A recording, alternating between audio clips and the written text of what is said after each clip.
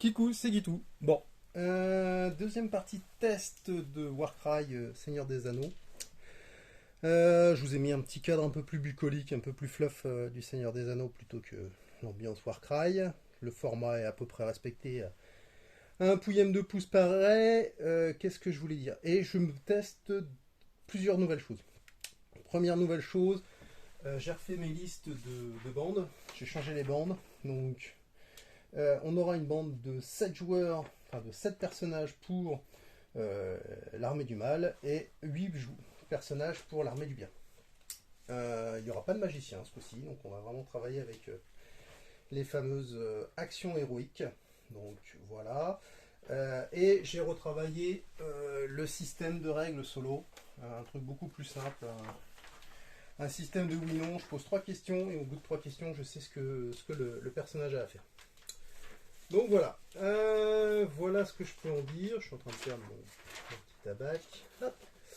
Voilà, je le mets là. Et donc, on va pouvoir attaquer le principe. Donc, je ne testerai pas les réactions sur cette partie pour la bonne et simple raison que j'ai pas encore finalisé dans ma petite tête comment j'allais gérer ça.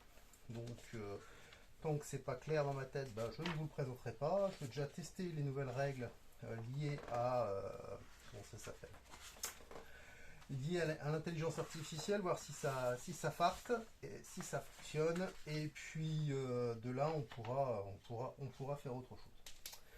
Donc voilà, donc on est parti. On va commencer par tirer les cartes.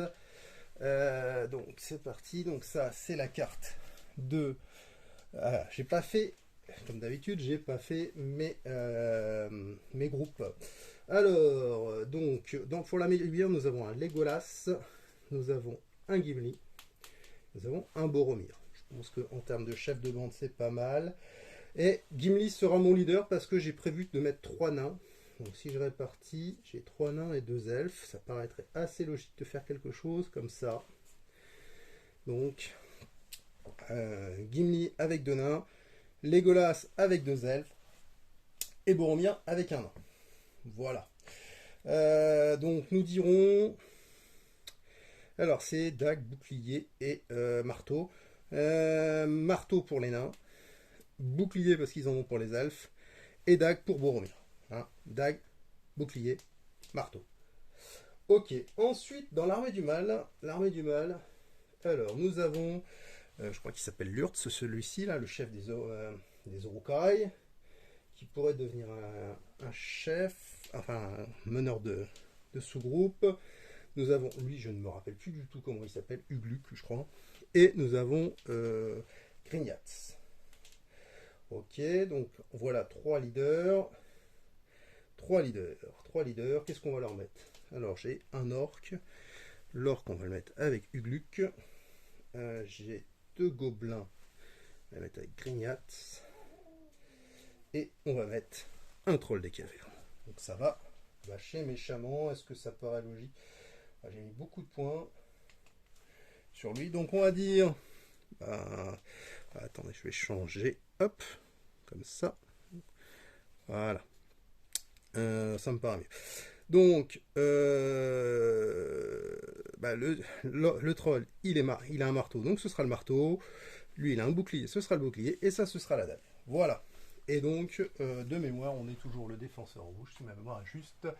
J'ai toujours ce truc-là que je n'arrive jamais à me rappeler. Mais je suis quasiment sûr de mon coup.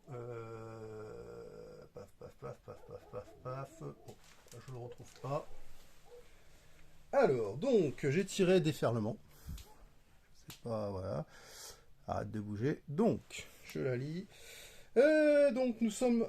J'ai joué l'armée du bien, donc nous serons les rouges. Et les rouges, ils démarrent tout de suite. Donc, la dague, nous avons dit Boromir, démarrera au centre de la table, avec ce nain-ci.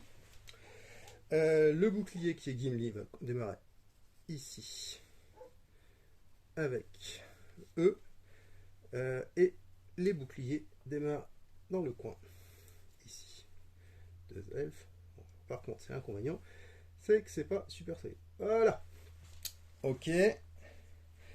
La dague. J'ai dit la dague. La dague.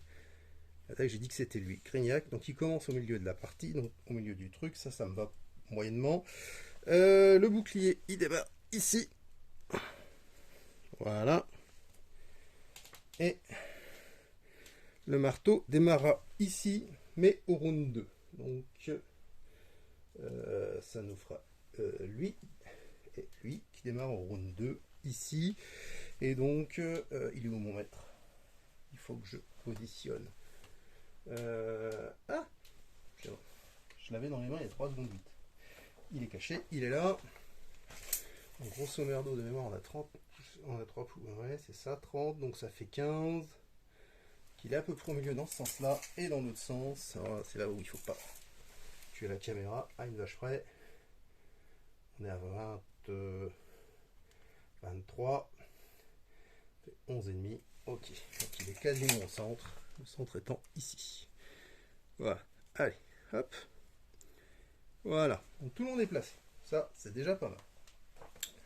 Ensuite, hop, condition de victoire. Donc nous allons jouer la carte le trésor. Alors, les joueurs tirent au dé et le gagnant place un pion trésor sur le champ de bataille à 6 pouces horizontalement du centre du champ de bataille. Alors ça tombe bien. Hop, j'ai un truc trésor. À 6 pouces, on va le mettre là où il y a le moins de monde. 6 pouces, je vais vérifier, mais je ne dois pas être loin de la vérité. Hop. Voilà, 6 pouces du centre de la table, horizontalement du champ de bataille. La bataille se termine au bout de 3 rounds de bataille, donc ça va être assez court la vidéo. La bataille se termine, le joueur dont le combattant porte le trésor gagne la bataille. Ah, il faut aller porter le trésor. Attendez, la bataille se termine au bout de 3 rounds de bataille. Quand la bataille se termine, allez, le joueur combattant porte le trésor, gagne. Donc on peut porter le trésor. C'est une règle de Warcry, je crois que ça prend une action de porter le trésor. Ok, et hop. Péripétie. Nous allons jouer de aucune aptitude ni action d'attaque ne peut être utilisée pour cibler un combattant ennemi à plus de 12 pouces au premier round, 9 pouces au deuxième, 6 pouces au troisième, et il n'y aura pas de quatrième round. Ça veut dire qu'en gros, les portées de tir sont énormément réduites. Alors ça, par contre, il faut que je me le garde parce que je vais toujours avoir des doutes. Hop. Voilà. Je fais juste une ellipse, je relis la règle pour porter un trésor parce que j'ai un doute.